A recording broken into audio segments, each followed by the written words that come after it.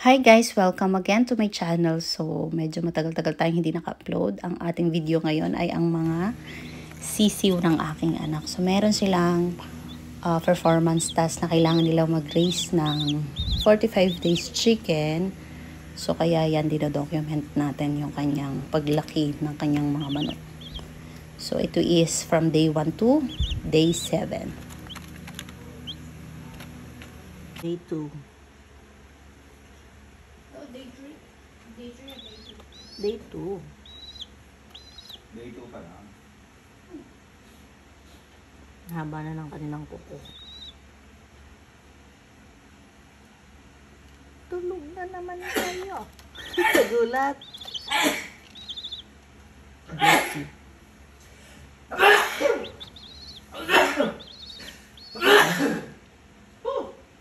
Gulat ang mga manok.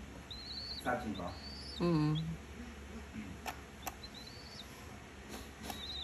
Day 3. Yan o. Maliksi na sila, maliksi.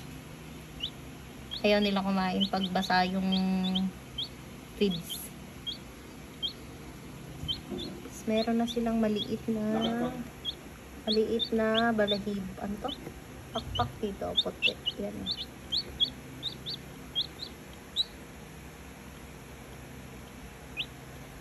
Matakaw na.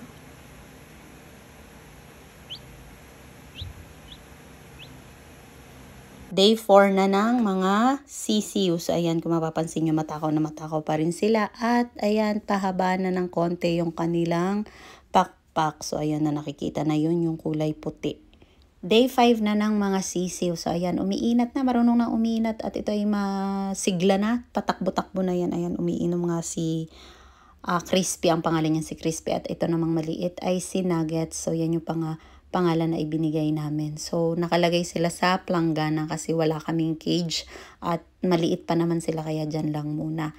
Tapos, pinapalitan na lang ng anak ko ng mga papel para hindi maging madumi yung kanilang higaan or yung kanilang area. Day 6. So, yan sila. Magtakaw.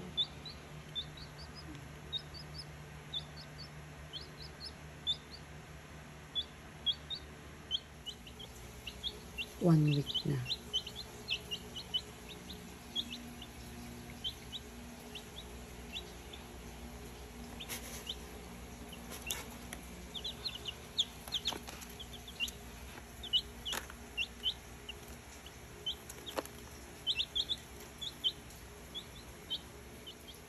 So, ang pinapakain namin dyan ay starter. And then, bumili ako ng Vitracin para sa parang vitamin C ng mga manok.